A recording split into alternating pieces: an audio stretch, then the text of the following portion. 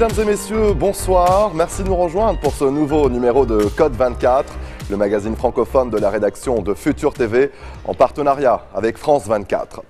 Aux Philippines, depuis l'arrivée au pouvoir de Rodrigo Duterte fin juin, il ne se passe pas une nuit à Manille sans la découverte en pleine rue de dizaines de corps criblés de balles.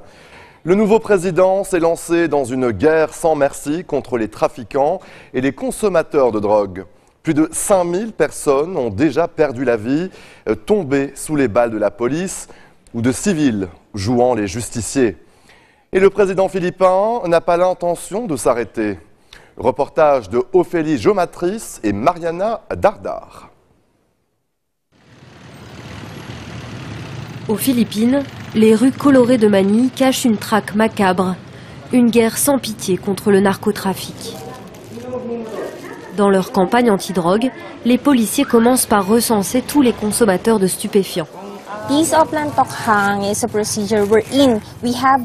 Ces opérations consistent à faire du porte-à-porte chez les consommateurs de drogue pour leur faire remplir cette fiche biographique. Ces données nous servent ensuite à enregistrer leur profil et à les surveiller. Voici le formulaire que je vais vous remettre. Je vais vous demander de le signer, s'il vous plaît. Ce consommateur de méthamphétamine s'exécute et indique des données parfois très personnelles. On me demande si j'ai des cicatrices, si j'ai des grains de beauté, ma nationalité ou si je suis marié. On va maintenant rapporter ces documents au commissariat. On va ainsi pouvoir les surveiller continuellement et vérifier qu'ils arrêtent bien de prendre de la drogue. Sinon, on les aura dans le collimateur.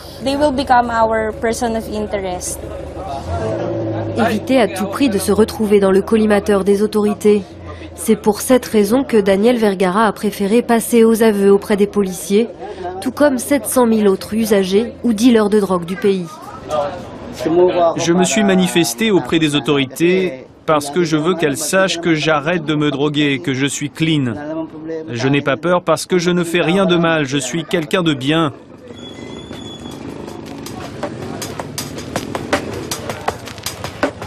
L'homme qui fait trembler les consommateurs et les trafiquants de drogue, c'est Rodrigo Duterte. Surnommé le Donald Trump d'Asie, le nouveau président philippin a lancé une campagne coup de poing contre le narcotrafic depuis son élection en mai. Comme il l'a déjà dit publiquement, il est prêt à tout pour gagner ce combat. Il n'y aura aucun relâchement dans cette campagne. Nous n'arrêterons pas jusqu'à ce que le dernier baron de la drogue, le dernier financier et le dernier trafiquant aient capitulé ou soient derrière les barreaux ou bien sous terre si c'est son souhait.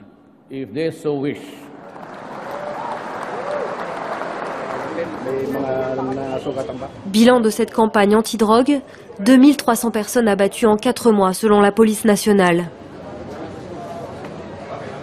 Et il faut généralement attendre la nuit pour comprendre la réalité de ce chiffre glaçant. Après plusieurs semaines de négociations, nous convaincons ces policiers de nous laisser assister à une opération qui vise à prendre 2 trafiquants en flagrant délit. Voici la zone d'intervention, je vais vous la montrer sur le tableau. C'est une opération d'infiltration dans laquelle l'officier Garliano va se faire passer pour un acheteur. Voilà, ça c'est la maison des suspects. Est-ce que vous avez des questions? Que doit-on savoir sur ces hommes? Rappelez-vous qu'ils sont armés et dangereux. Mais souvenez-vous, la vie de nos concitoyens est notre préoccupation principale, ainsi que le respect des droits de l'homme. Au nom du Père, du Fils, Seigneur, guide cette opération. Amen, amen, amen.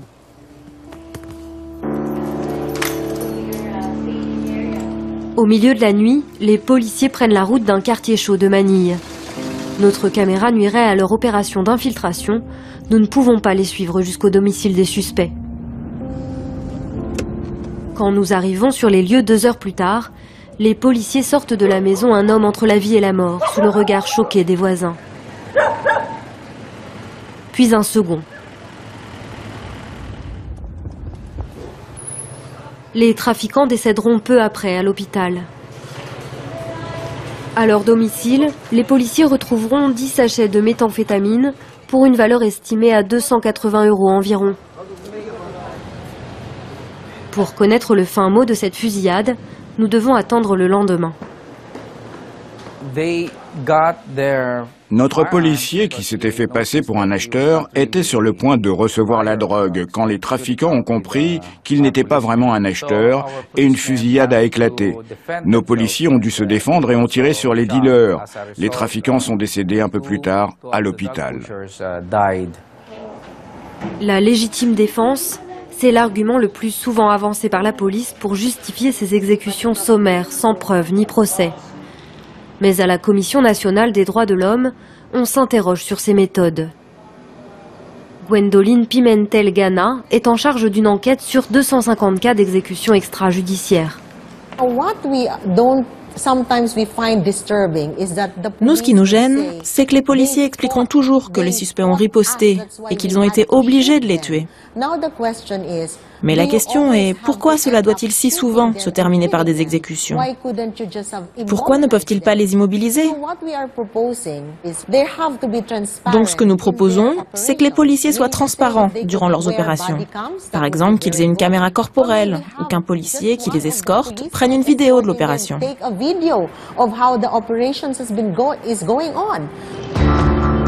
Mais aux Philippines, la guerre contre la drogue ne serait pas menée par les seuls policiers.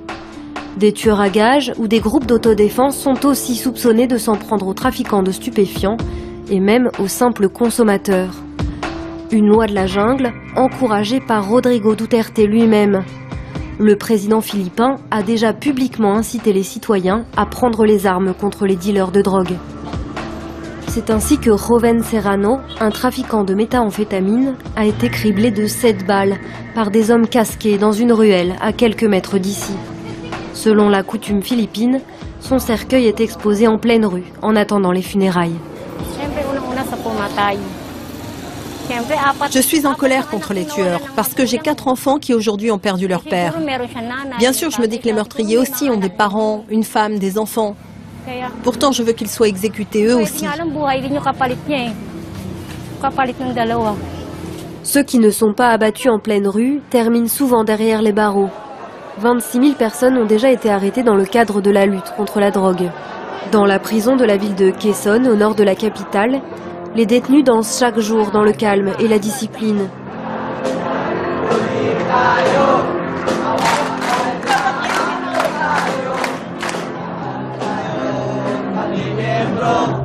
Mais l'afflux de prisonniers rend la situation intenable. Conçue pour accueillir 800 personnes, la prison en compte aujourd'hui 3700, dont plus de 60% pour des infractions liées à la drogue.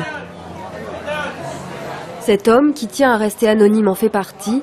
Il a été arrêté en juillet dernier pour avoir consommé de la méthamphétamine. Voici mon dortoir. Depuis, il partage sa cellule avec 114 autres détenus. Ici à l'intérieur, c'est tellement difficile que des gens ont commencé à dormir à l'extérieur du dortoir. Au final, aujourd'hui, il y a plus de gens qui dorment dehors que dedans. Il nous montre son lit, ou plutôt le trou de souris dans lequel il passe ses courtes nuits. Il fait tellement sombre qu'un détenu est obligé de l'éclairer pour éviter qu'il en écrase d'autres. Son audience devrait se tenir dans les prochaines semaines, mais étonnamment, il ne semble pas impatient de retrouver sa liberté. On est déjà étiquetés comme des consommateurs de drogue, donc c'est plus sûr pour nous d'être ici en prison. Les policiers pourraient nous tuer dehors. La campagne anti-drogue a aussi entraîné d'étonnantes rémissions.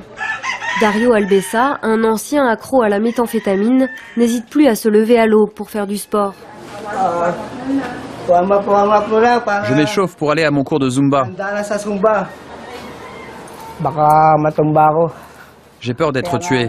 C'est pour ça que je prends des cours de Zumba. C'est la Zumba ou la tombe. Depuis juillet, il participe à ces cours gratuits de danse. Ces sessions étaient à l'origine destinées aux femmes enceintes. Mais depuis quelques mois, les consommateurs de drogue sont encouragés à y participer.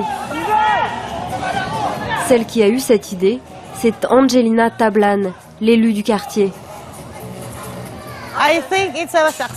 Je pense que c'est un succès parce que les autres quartiers copient déjà nos cours de Zumba. Oh là là, je suis claqué, mon Dieu.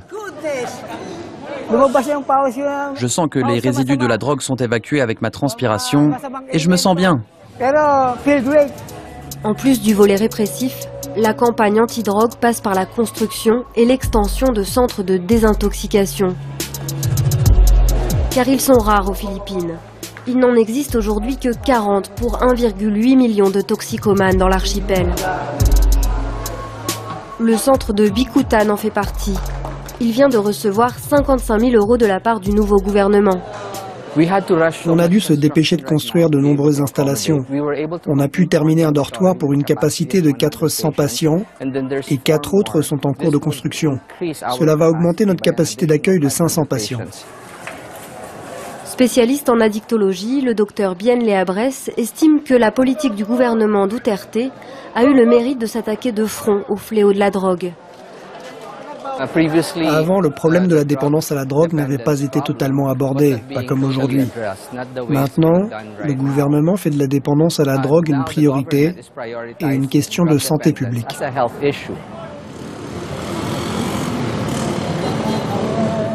2 jours après avoir quitté Jeannette Serrano, nous la retrouvons aux obsèques de son mari, l'une des nombreuses victimes de la campagne anti-drogue.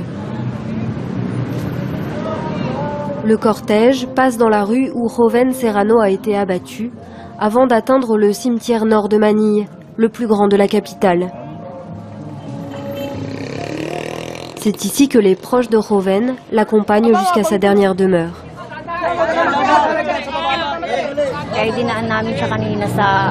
Nous nous sommes rendus sur la scène du crime parce qu'on voulait que les meurtriers se sentent coupables de ce qu'ils ont fait. Le président Rodrigo Duterte laisse des hommes se faire tuer comme des animaux.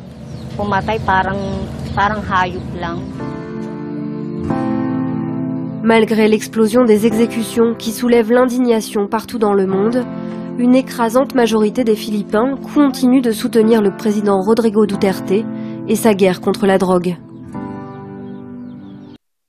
Restez des nôtres, on se retrouve après cette très courte pause. A tout de suite.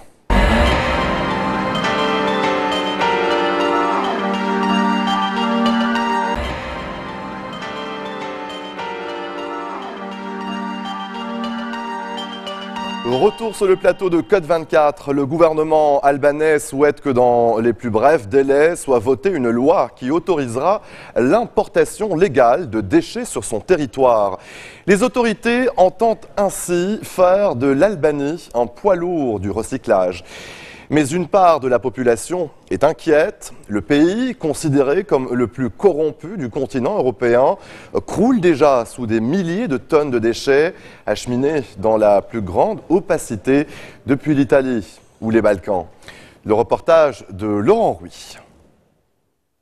Cette entreprise de recyclage modèle se trouve à Tirana, en Albanie. Vulnet, son directeur, se plaint de ne pas avoir assez de travail. Il voudrait importer du plastique usagé, mais c'est illégal. On a besoin de ce type de film en plastique pour notre activité de recyclage. C'est ce qu'on voudrait pouvoir importer. Pour développer son économie, l'Albanie pourrait devenir prochainement le paradis du recyclage en Europe du Sud. Les députés ont adopté une loi cet été, mais elle a été renvoyée devant le Parlement face à l'opposition massive de la population.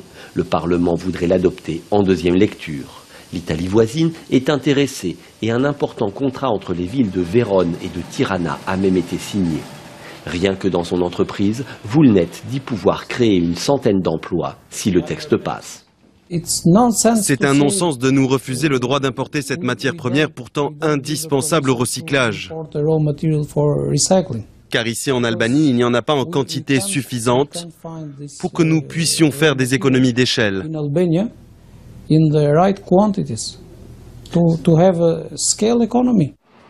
Les écologistes se mobilisent, comme Adriatique, qui prépare la prochaine manifestation pour empêcher le Parlement de passer en force. En Albanie, l'État est faible, la corruption omniprésente. La crainte des associations est que les déchets recyclables cachent l'arrivée incontrôlée de tonnes d'ordures comme par le passé. Figure de l'écologie, l'AFDOS coordonne le mouvement. Le gouvernement revient à sa lubie de vouloir importer des déchets. Mais les citoyens ont décidé de s'impliquer et de dire que l'importation d'ordures n'est pas ce qu'ils veulent pour l'avenir de l'Albanie.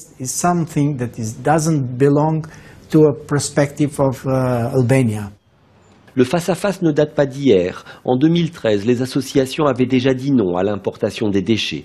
Cette fois, elles veulent empêcher un vote à la sauvette. La mobilisation doit être massive.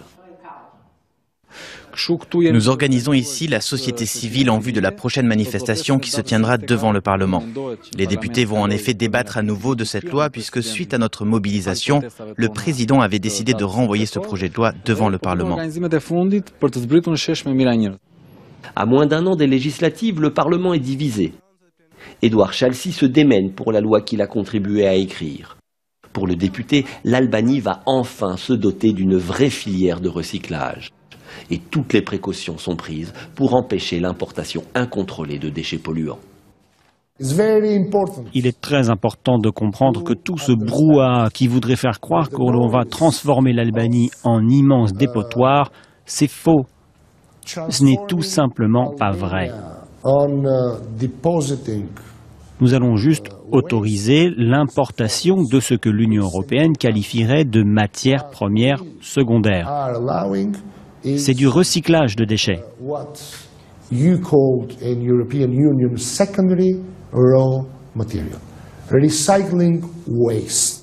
L'Albanie pourrait-elle faire face à une importation soudaine de déchets? À 24 ans, Fazile en paraît 50. Elle est l'un des 30 000 travailleurs non déclarés du recyclage. Elle revend à des intermédiaires informels qui alimentent les entreprises de ce secteur.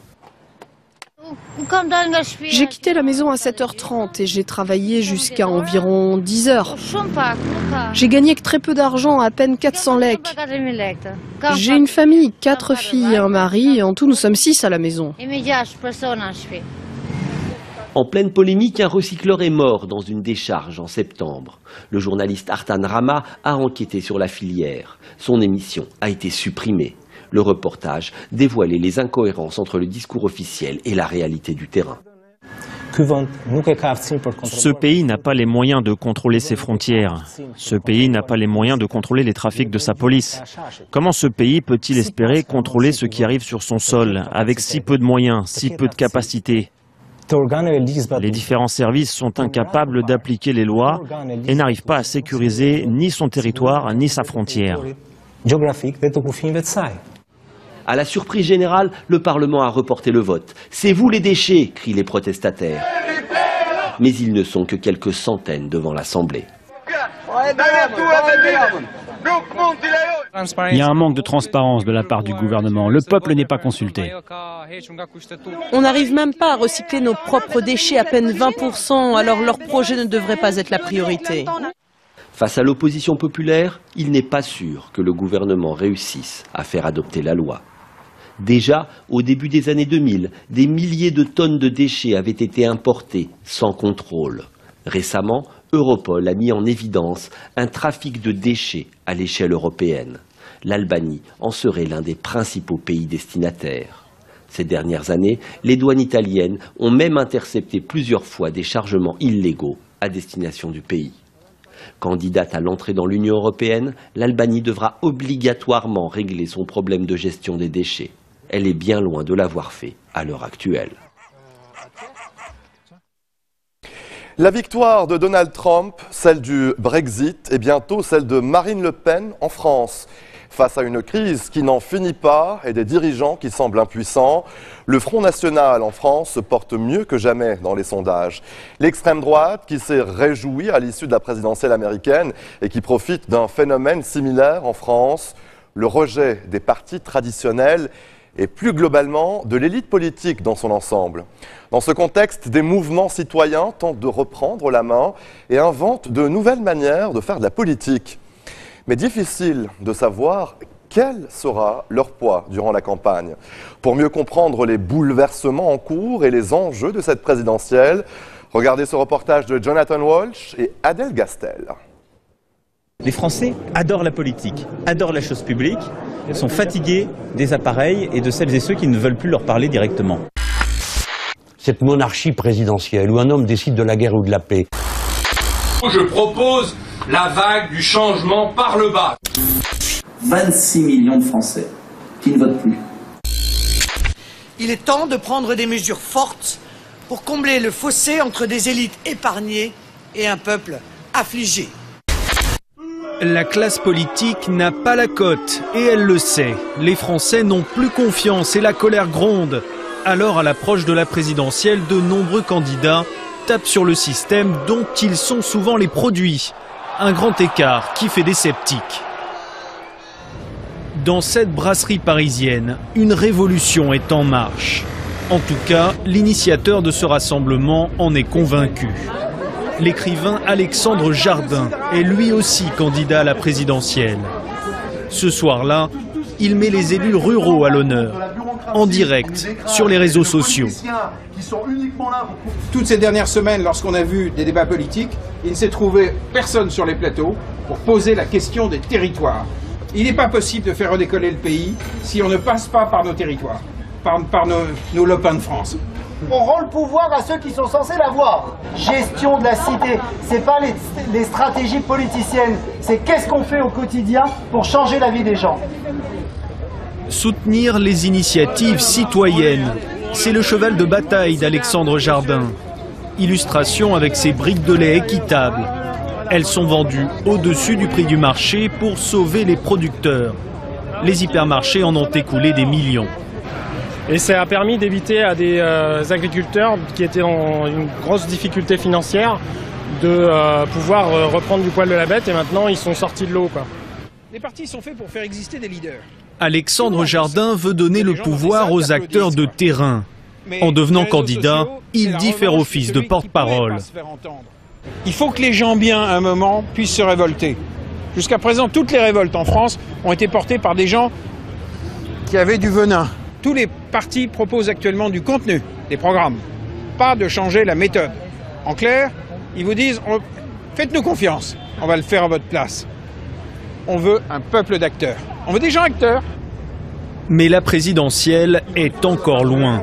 Et pour entrer officiellement dans la course, le Trublion doit obtenir 500 parrainages d'élus locaux. Le Front National, lui, n'a plus ce genre de problème. Le rejet des partis traditionnels, il en a fait son fonds de commerce. Ce jour-là, à Nice, de jeunes recrues battent le pavé. D'accord, bonne journée. Cyril salue la lucidité de Marine Le Pen, la seule, selon lui, qui comprenne les aspirations populaires, même à l'étranger. Ça a été la seule femme politique à avoir annoncé la victoire du Brexit et à avoir annoncé la victoire de Trump. Et pendant que, par exemple, la droite traditionnelle soutenait Hillary Clinton. C'est le cas de Fillon, c'est le cas de Sarkozy et c'est le cas de Juppé. Donc, ça prouve bien qu'il y a une déconnexion. Le programme de l'extrême droite ne varie guère au fil des ans. Pourtant, son électorat ne cesse de grossir.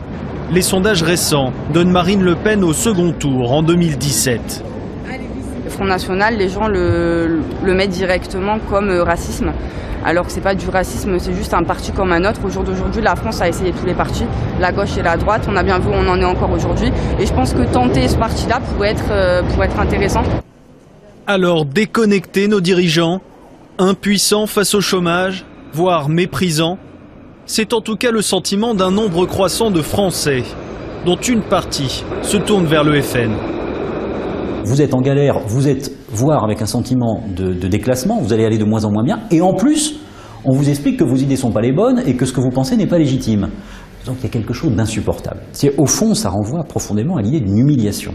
C'est simple, 50% des Français qui estiment ne pas être entendus dans notre démocratie telle qu'elle fonctionne aujourd'hui. Certains élus continuent pourtant de défendre le principe d'une élite politique. C'est le cas de Julien Aubert, jeune député Les Républicains du Vaucluse. Il a même écrit un livre au titre provocateur sur le sujet. Vous avez 77% quand même des Français qui pensent que leurs parlementaires sont corrompus. Et ça, c'est dangereux parce que c'est une logique pré-révolutionnaire. C'est dire en réalité, on serait mieux si on n'avait pas d'élite. Pour cet énarque, il est possible de changer le système de l'intérieur.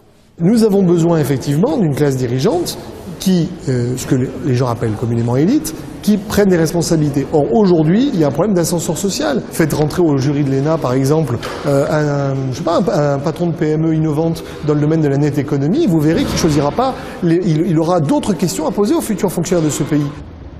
En attendant, le fossé se creuse avec les Français, en particulier avec les plus jeunes. Chez les 18-25 ans, un électeur sur deux pourrait choisir l'abstention au premier tour de la présidentielle. Restez des nôtres, on se retrouve après ceci.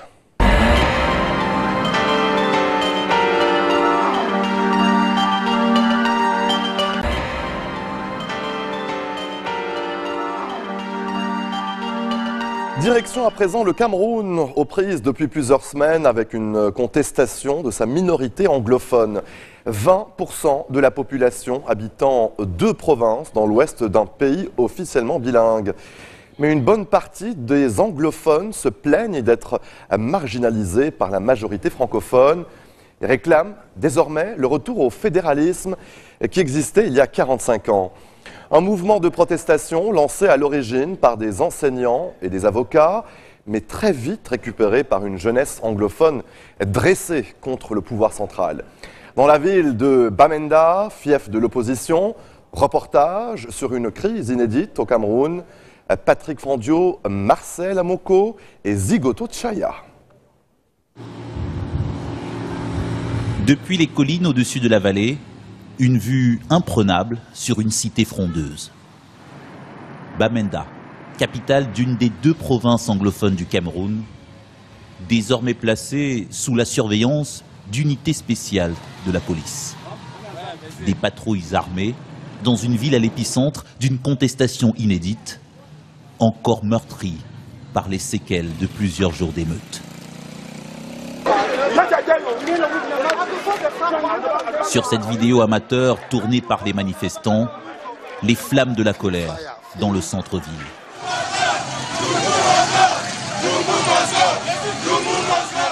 Et en tête du cortège, l'un des leaders de la protestation, Mancho Bibixi, devenu porte-voix de ces contestataires anglophones, minorité linguistique dans un pays officiellement bilingue. Quelques jours plus tard, le voici, libéré après avoir été interpellé, mais toujours déterminé à mener le combat, au nom des 20% d'anglophones s'estimant marginalisés par les francophones. Pour cet activiste, plus question de vivre dans un État camerounais centralisé. Soit on nous donne un État fédéral au sein d'une fédération, ce qui veut dire que les anglophones auront leur propre parlement, que nous aurons notre Premier ministre, et même chose du côté des francophones. Comme ça, nous, anglophones, nous pourrons élire nos maires et nos gouverneurs. Dans ce cas, nous pouvons continuer à vivre ensemble. Et s'ils refusent cette solution, alors ils devraient nous laisser le droit de tracer notre propre route, de fonder notre propre État, et les francophones pourront rester au sein de leur république. Un État fédéral avec une administration autonome en langue anglaise, une revendication populaire dans le système scolaire anglophone, paralysé ici depuis un mois par une grève dure. Engagé dans un bras de fer avec le pouvoir, Wilfred Tassang, leader du puissant syndicat enseignant, ayant décrété la fermeture d'écoles comme celle-ci. Un mot d'ordre très suivi, et pour lui, pas question de reprise sans obtenir la préférence linguistique pour les professeurs anglophones. Nos griefs sont liés au fait que le gouvernement forme et puis nous envoie ici des professeurs francophones pour donner des cours à des élèves anglophones. Et ce qui se passe, c'est qu'ils abrutissent nos élèves, ils les détruisent. Parce que ces professeurs francophones enseignent dans une langue qui n'est pas vraiment de l'anglais et qui n'est pas non plus du français. En apparence, un retour à la normale à Bamenda. Mais jusqu'ici, pas d'accord entre le gouvernement camerounais et les protestataires anglophones.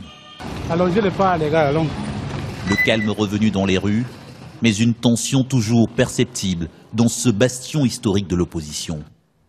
À quelques kilomètres de la ville, un immense domaine appartenant à l'homme considéré comme le plus riche du Cameroun, un milliardaire anglophone réputé proche du pouvoir.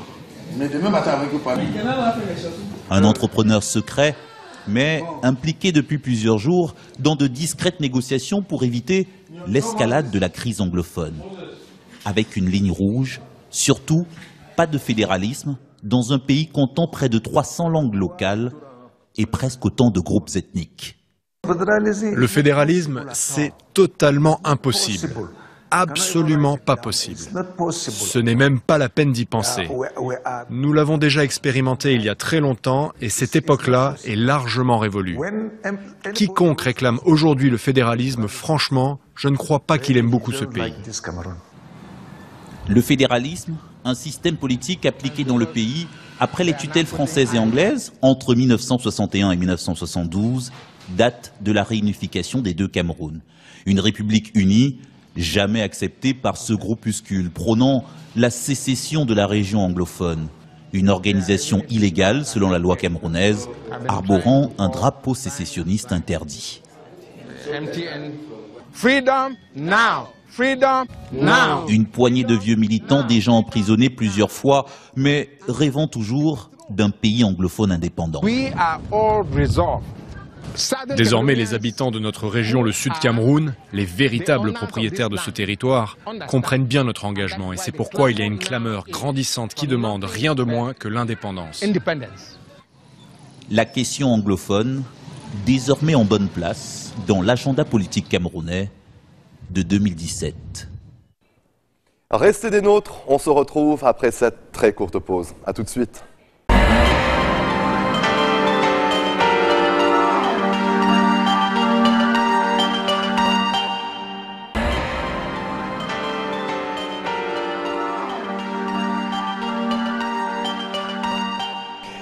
Coup de projecteur à présent sur les collections mode masculine été 2017. Maître mot, réflexion et création. Après l'extinction, Rick Owens traite le thème de l'évolution. Y Project décline les boutons de manchette. Quand Kim Jones, pour Louis Vuitton, crée une collection inspirée par une Afrique tendance punk.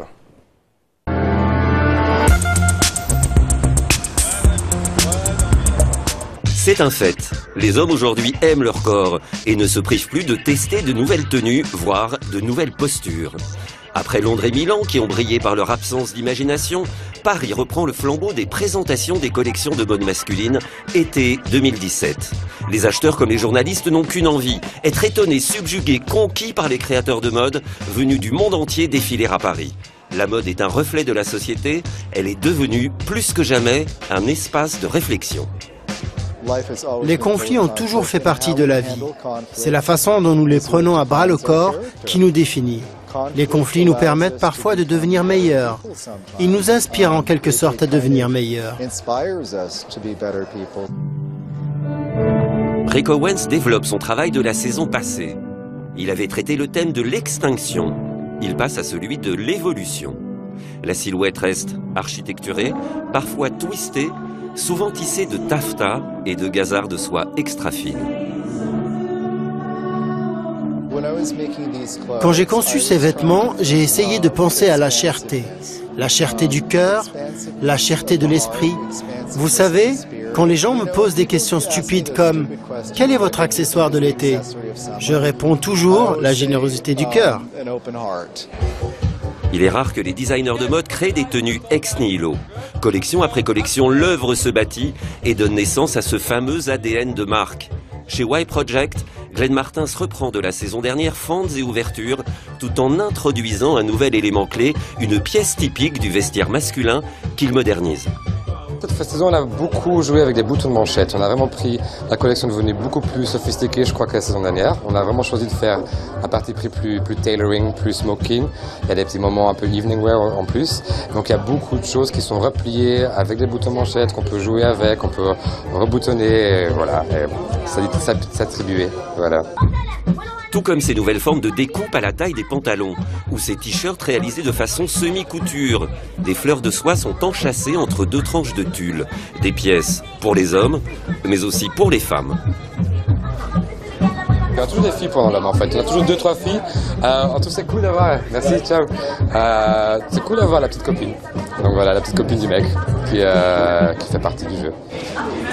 Mais pourquoi tant de femmes défilent-elles lors des présentations masculines? Parce que c'est bien connu, dans la vie courante, elles n'aiment rien tant que piquer les vêtements de leurs partenaires. Les marques le savent bien et profitent de ce phénomène pour distiller des tenues féminines qui seront mises en vente avant leur lancement officiel. Une sorte de précollection pour attiser le désir. Je suis inspiré par les femmes que je connais, comme mon épouse. Elle s'habille de façon très dynamique. C'est très facile pour moi de voir ce qui l'intéresse quand je l'habille. J'ai aussi pas mal d'amis qui portent nos créations. Donc, c'est très naturel d'avoir des femmes dans nos présentations. OAMC est une jeune griffe née en 2014. Son esprit, moderniser le vêtement basique. Pour l'été 2017, elle décline le concept d'isolation. De quoi avons-nous besoin en situation d'isolement? Nourriture, abri, vêtements. Nous utilisons d'excellentes matières travaillées avec un très haut niveau technique. Technique à l'ancienne, mais aussi moderne. Chacune de nos inspirations passe à travers ce filtre. L'excellence dans le choix et le travail des matières est le point commun de tous les créateurs présents à Paris. La griffe japonaise Phasetasm, lancée à Tokyo en 2007 par Hiromichi Ochi, est rapidement devenue une marque culte grâce à un travail ingénieux qui mêle jeu de proportions et de superposition à la limite de l'avant-garde. C'est la première fois que Phasetasm défile à Paris.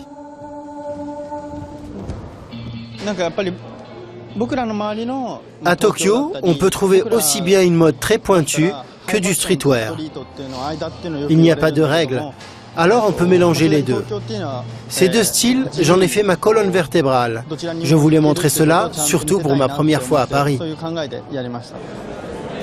Continuons avec une question absurde. Pourquoi un corbeau ressemble-t-il à un bureau? Cette question sans réponse, posée par la chenille à Alice dans son pays des merveilles, a donné naissance à la collection de Walter van Beirendonck. Dans un monde agressif, il défend des œuvres légères, comme ses plastrons. Ils sont faits par une dame de Bruxelles qui s'appelle Jacqueline et elle est une artiste incroyable. Elles sont pour moi des sculptures portables. Mais peut-être ils vont plutôt arriver dans le musée que dans la rue. Mais oui, pour moi c'est aussi une réflexion sur le vêtement. Pour conclure, Louis Vuitton. Au Palais Royal, la griffe a concocté une recette musclée et pétillante. Prenez un tiers d'élégance à la française et au savoir-faire ancestral, Vuitton. Ajoutez l'imagination d'un directeur artistique né en Angleterre, Kim Jones. Additionnez son enfance, passez au Kenya et au Botswana et vous obtiendrez le cocktail de l'été prochain à écouter sans aucune modération. C'est un mélange de punk et d'Afrique. Voilà, exactement. C'est Should I Stay or Should I Go avec je sais pas, mixé avec Youssou N'Dour ou Angelica Kidjo. Enfin, j'adore. Vraiment, je trouve qu'il a beaucoup de talent, Kim Jones. Esprit, mot d'esprit, réflexion, recherche dans les matières, les coupes, les silhouettes. Beaucoup de tenues dans ces tenues. De tous les grands vins du monde, il n'en existe qu'un seul dont la tradition reconnaît un inventeur. Et depuis que Dom Pérignon, au XVIIe siècle, a réussi à mettre des étoiles en bouteille, le champagne et ses bulles sont devenus le symbole de la fête et du plaisir. Pour percer le secret de l'élaboration du champagne, regardez ce reportage.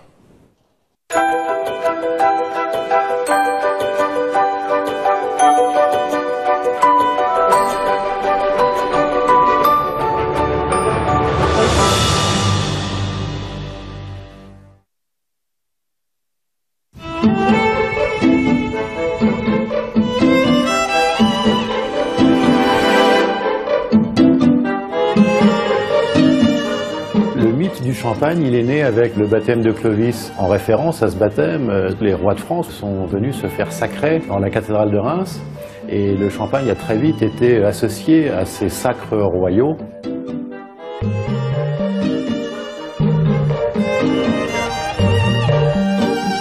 En Champagne, nous avons 3 cépages, le pinot noir, le pinot meunier et le chardonnay. Ces 3 cépages-là, ce climat et cet environnement en Champagne va permettre de créer un vin unique au monde, quoi.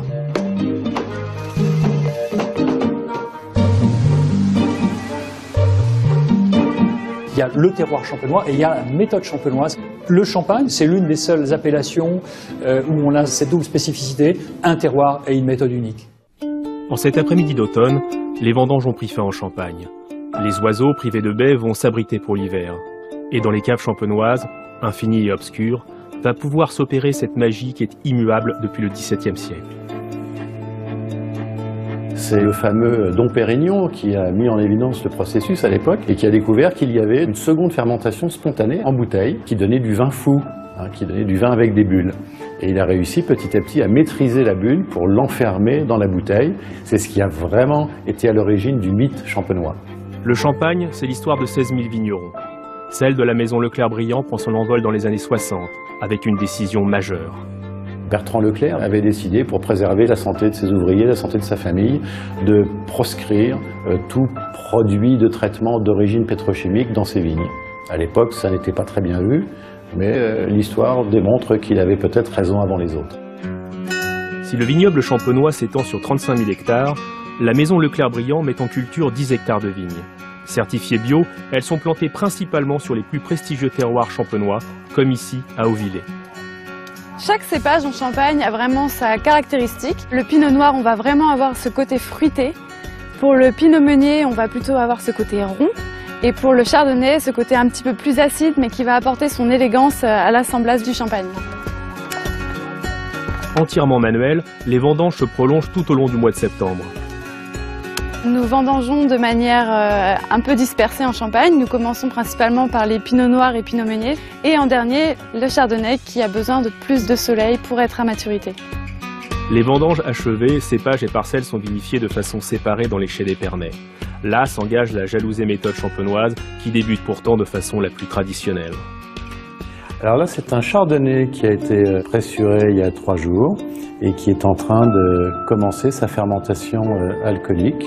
Il est encore trouble, bien entendu, donc le sucre fait son œuvre et le transforme en alcool avec un dégagement de gaz carbonique. La fermentation terminée, commence alors un long repos de 10 mois, puis vient l'étape essentielle de l'assemblage. L'assemblage consiste à assembler entre eux différents vins. On va comme un artiste peintre, on va rajouter un peu de blanc, un peu de rouge, un peu de violet, un peu d'orange pour obtenir une couleur qui soit la plus élégante, la plus représentative de notre style. Cépages et parcelles assemblées, le nectar mis en bouteille, il est temps d'y ajouter les étoiles. Et cette mise en bouteille consiste tout simplement, à partir d'un vin tranquille, d'un vin blanc de Champagne, comme n'importe quel vin blanc du monde, à le rendre gazeux. Et on le rend gazeux comment? Tout simplement en l'emprisonnant dans une bouteille avec un petit peu de sucre, des levures. Les levures refont le travail, elles fermentent le sucre, mais comme la bouteille est fermée, la magie s'opère et le vin devient mousseux. Pour étendre la palette aromatique de ces vins, Hervé pratique une vinification biodynamique, douce, naturelle, respectueuse des rythmes de la vie et du mouvement des planètes. La biodynamie est vraiment cette recherche permanente de ce qu'il peut y avoir de meilleur pour nos vins, ce qu'il y a de meilleur naturellement présent dans la nature. Comme l'expérimentation de contenants hors normes, mais des plus naturels. La terre cuite nous apporte une autre dimension, puisque le chêne nous apporte plutôt une dimension cosmique, puisque le chêne est l'arbre par excellence du cosmique. Et en laissant vieillir les vins dans la terre, on a, à mon sens, une dimension tellurique plus importante. Et au moment de l'assemblage, quand nous allons assembler nos différentes qualités, la terre cuite nous permettra probablement de trouver l'équilibre entre le cosmique et le tellurique. Après une longue période de vieillissement, le champagne acquiert sa maturité et toute sa complexité aromatique, à la hauteur des attentes de Frédéric. La bulle doit être absolument fine, un tout petit cordon d'effervescence, et la fine bulle est le symbole d'une vinification réussie. L'effervescence est juste là pour soutenir les arômes du vin, sans plus. Servi à 12 degrés, c'est parfait. Une quête de l'excellence, une perpétuelle remise en question, pour honorer comme il se doit le mythe du champagne. Quand on fait du vin, quand on cherche à élaborer des grands vins, on marche beaucoup à l'intuition, on marche beaucoup aux observations, on regarde ce qui se fait ailleurs, on prend tous les jours des risques. Quand vous voyagez partout autour du monde et que vous prononcez le mot champagne, vous voyez les yeux de vos interlocuteurs qui pétillent. Et là, vous vous dites, vraiment, le champagne, c'est un symbole absolu du luxe à la française et de l'art de vivre à la française.